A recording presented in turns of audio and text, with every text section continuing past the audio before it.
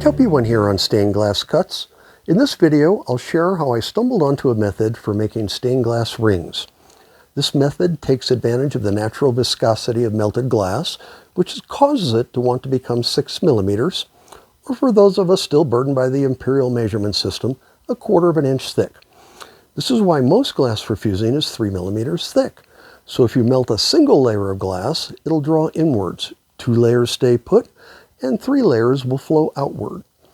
In all cases, the glass is trying to get to that 6 millimeter height. I played with these properties with a single layer of glass in my video, How to Make a Sand Dollar.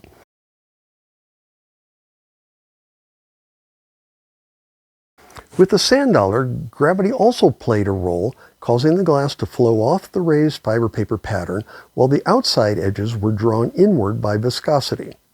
But I'm about rings today, and the glass did something unexpected. In addition to demonstrating ring making using a single layer of glass, I thought it might be interesting to experiment with what happens to different shapes and sizes of single layered glass when melted.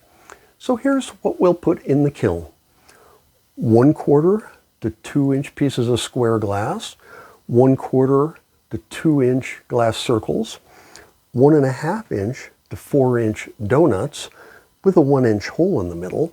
My last video detailed how I made the donuts, check it out, and a 3 inch diameter glass circle with a 2 inch hole in the middle. The glass I'm using is single colored transparent oceanside and spectrum with a 96 COE, or coefficient of expansion. Other types of glass, say from a different manufacturer, or glass having a different COE, being textured or opaque, may produce very different results. Here's a piece of glass of unknown origin that I found in my shop, and also unknown COE.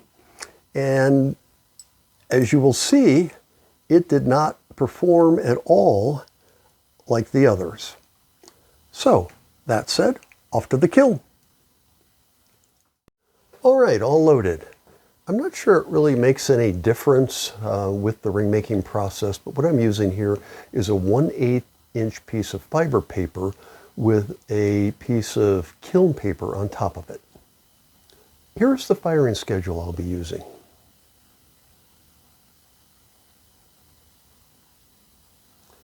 And here we are, all done. Let's see what's happened. First, the squares. From 1/4 inch to 1/2 inch, they made perfectly round jewels. At 3/4 of an inch and above, the squares drew inward from the corners, but didn't make it to the center. Perhaps with more time they would. Now for the circles. First thing to notice is the circles maintain their circular shape. The outside edges of the circles shrank by roughly 3 millimeters, and the 1/4 to 3/4 inch circles made great jewels. The larger circles developed a raised ring around the outside edge as they shrank. However, 5 millimeters was the thickest that the raised ring got. I'm thinking with the circles and squares, if you cook them long enough, they might all just become a blob 5 to 6 millimeters high. But in the case of squares, not necessarily round. And now for why we're here, the donuts and rings. Here's where the unexpected happened. I thought that both the inside edges of the donut and the outside edges would move equally towards each other. But on the 1.5 inch donut, both the inside and the outside edge moved, but they moved towards the middle. Being only 6 millimeters wide to begin with, I'm guessing it was the only way for the glass to try and get to 6 millimeters thick.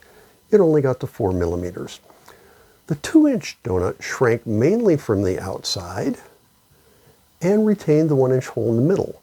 Then as the donuts got larger, the outside contracted more than the inside until we get to about 3 inches, where both the inside and outside moved 3 millimeters.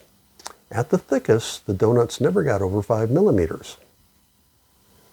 And finally, the big ring, which I found the most interesting.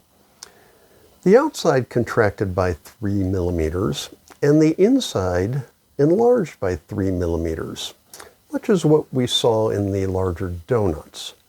And because the starting width of the glass was just 12 millimeters, or a ½ inch, the glass was able to dome up to 5 millimeters and didn't need to move anymore.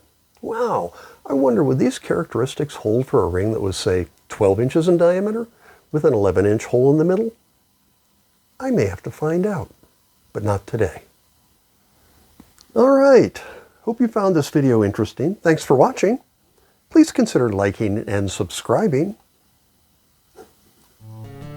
Cheers.